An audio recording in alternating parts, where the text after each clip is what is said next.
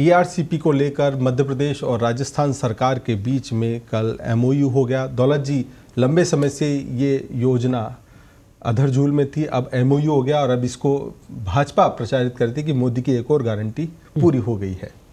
लंबे समय से राजनीति का शिकार रही इस परियोजना को आखिरकार एक पहला पड़ाव तो इसका ये आया है कि दोनों राज्यों के बीच में, चूँकि अब पिछले विधानसभा चुनाव में मध्य प्रदेश और राजस्थान दोनों में भारतीय जनता पार्टी की सरकारें आई। मध्य प्रदेश में सरकार रिटेन हुई और राजस्थान में कांग्रेस को हरा करके भाजपा सत्ता में आई। केंद्र में भारतीय जनता पार्टी की पहले से सरकार है, तो अब ऐसा कोई बहाना तो बचा नहीं था जिसकी वजह से इस परियोजना में किसी तरह का कोई विलम्ब हो।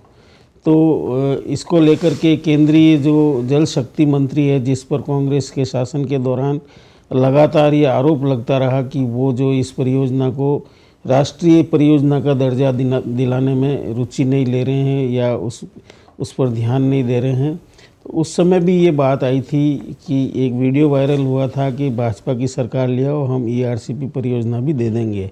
और उसी का पालन हुआ है। ईआरसीपी परियोजना पर मध्य प्रदेश और राजस्थान के मुख्यमंत्री जो जयपुर में आए और जयपुर में केंद्रीय जल शक्ति मंत्री भी आए और एक एमओयू पर हस्ताक्षर हुए हैं, जिसमें ये कहा है कि जो परियोजना अब मंजूर हुई है उससे 30 से 40 साल तक इन 13 जिलों के लोगों को पानी मिलेगा। अब इसमें बड़ा सवाल ये उठ रहा है कि ये जो परियोजना स्वीकृत हुई है, नई एमओयू हुआ है, नई पीडीएफ जो बनी है, उसमें ये नहीं कहीं पर भी बताया गया है कि ये परियोजना पूरी कब होगी या पानी इन 13 जिलों की जनता को कब से मिलना शुरू होगा।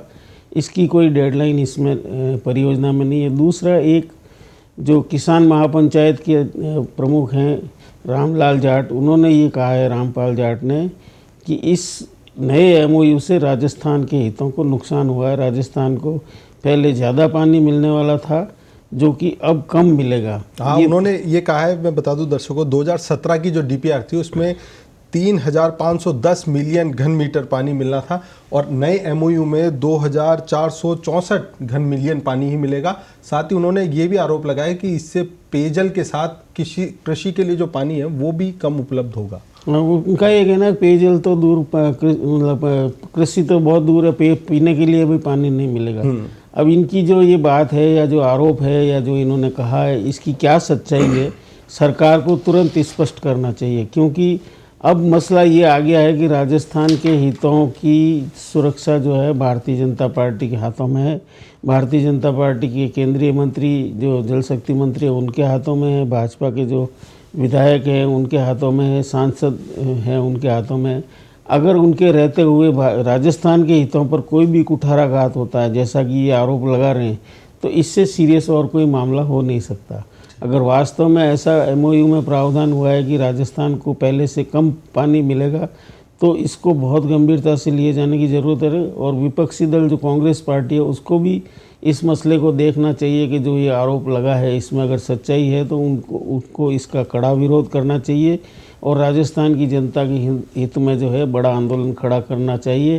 क्योंकि इस तरह से एक ही पार्टी की तीनों जगह सरकार होने के बावजूद यदि राजस्थान के हितों का नुकसान करके मध्य प्रदेश के हितों को तरजीह दी गई है, तो इसके लिए तो राजस्थान की जनता को और राजस्थान के विपक्षी दलों को लड़ना ही पड़ेगा।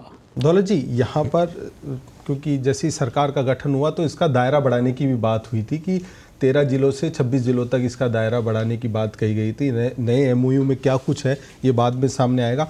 साथ ही इससे पूर्ववर्ती कांग्रेस सरकार ने जब लगातार मांग कर रही थी कि राष्ट्रीय परियोजना दी जाए, फिर बाद में ये कहा गया कि हम इस योजना को पूरी करेंगे। अब भारतीय जनता पार्टी भी ये सोच रही कि लोकसभा चुनाव में एमओयू कर दिया तो फ़ायदा होगा, लेकिन कांग्रेस को फ़ायदा होता हमारे को यहाँ नज़र नहीं आया था चुनाव में कि जब कांग्रेस ने इस मुद्दा बनाया था कि हम पूरी करेंगे योजना। तो भाजपा को कितनी सफलता मिलने की उम्मीद है, क्योंकि वो दावा तो ये करे कि हम लोकसभा चुनाव में जीतेंगे इससे? नहीं, बहुत ज़्यादा फर्क पड़ेगा ऐसा लगता नहीं है, लेकिन कुल मिलाकर के मसला ये है कि दावे कुछ भी हों, उस समय की राजस्थान सरकार ने कहा था कि केंद्र सरकार यदि इसको राष्ट्रीय परियोजना का दर्जा नहीं देती है तो हम अपने खर्चे से पूरा करेंगे। और अशोक गहलोत सरकार ने इसके लिए बजट भी जारी कर दिया था और वहाँ पे मौके पर काम भी शुरू हो गया था।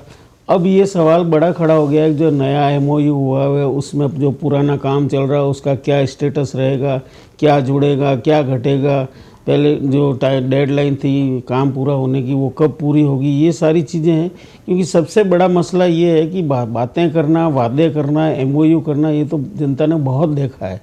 पूरा होते हुए, जनता को पानी मिलते हुए जिन मामलों में देखा गया है, वो ज़रूरी है कि ये पानी कब मिलेगा उसका कोई जवाब नहीं है। बातें बड़ी बड़ी है, जनता को बहुत बारीकी से देखना पड़ेगा कि ये जो कुछ भी हुआ है उसमें उसका कोई हित है या फिर उसको कोई बरगलाने की कोशिश हुई है या लोकसभा के चुनाव में वोट हथियाने का ये प्रयास है। इसको तो जनता को ही फैसला करना पड़ेगा।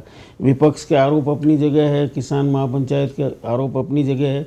फैसला जनता को करना है कि वास्तव में जनता का यदि अहित हो रहा है तो ऐसी पार्टी को सबक सिखाना चाहिए। बिल्कुल सबक सिखाना ज़रूरी है, और क्योंकि जनता से जुड़ा हुआ ये मुद्दा है पानी का, और जो कृषि भूमि से जुड़ा पानी का मुद्दा है। राजस्थान पत्रिका में इस खबर को लेकर, ईआरसीपी को लेकर लगातार हम आपको अपडेट पहुंचाते रहेंगे, और अखबार में आपकी विस्तृत डिटेल आप पढ़ सकते हैं।